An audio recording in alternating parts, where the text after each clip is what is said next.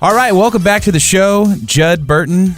Dr. Judd, you've been on our show so many times, and we love it. You always have something new to add to the show. How this one started was I was sitting there, and you messaged me. You said, how would you like to do a show about Lewis and Clark expedition? And some of the weirdness associated with that, I was intrigued.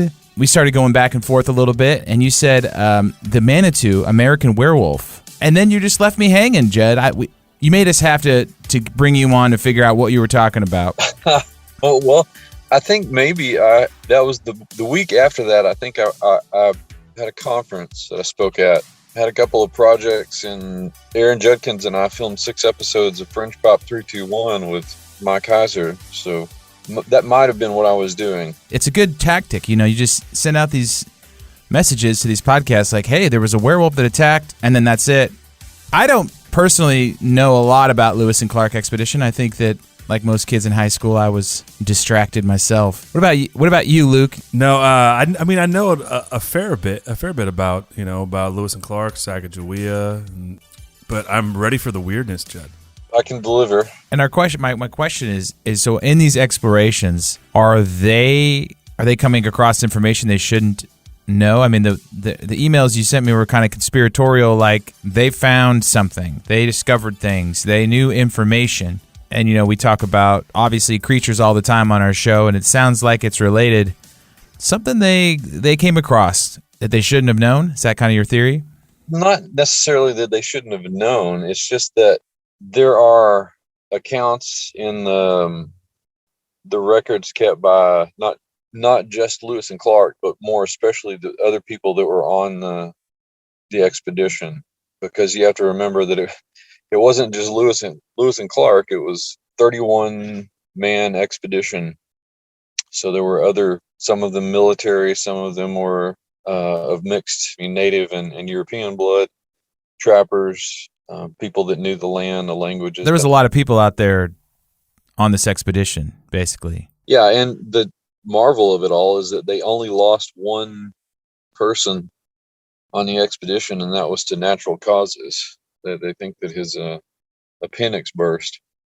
So they didn't run into yellow hair or any giants out there? Or? Well, that's what I'm getting to. I mean, the expectations were high. Like I say, expedition was really, in terms of the logistics of preparation and financing and outfitting and execution, was really the equivalent of going to the moon in its day. Fraught with all the dangers of the same kind that you would expect on a venture like that. In order to understand some of the strangeness of the expedition itself, you have to understand some of the expectations that not just Jefferson had that were sort of popular in scientific circles in the day. For instance, it was believed that, amongst other things, that somewhere in the interior of the continent were remnant populations of megafauna.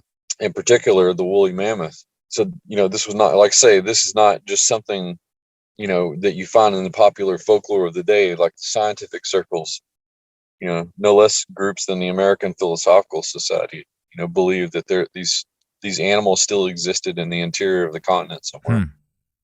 I didn't know that woolly mammoth was considered in that category.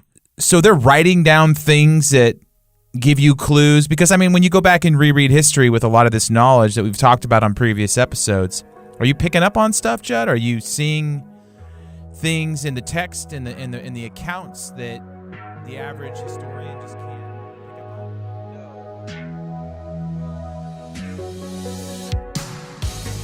Hey, welcome back to Blurry Creatures. This was a members-only episode, a little teaser we did. Thank you to everyone who supports the show. It'll be on the back end of the site. And if you support the show, you get a direct link to have an RSS feed right to your phone. Appreciate you guys out there supporting the show. We've had a lot of people come on board lately and support what we're doing. If you can hear, my voice is a little bit shot. I got sick last week, kind of getting over Corona, and it's been a long 10 days or so.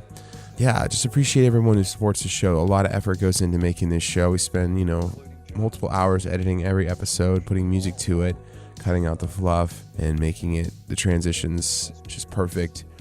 And so we're going to be doing a members-only chat here in a couple weeks. And we have a Facebook chat. And And you get access to episodes like this that nobody else gets to listen to. Appreciate you guys out there. Thank you for supporting Blurry Creatures. If you want to support the show, blurrycreatures.com/members. And you get extra content. Thank you so much.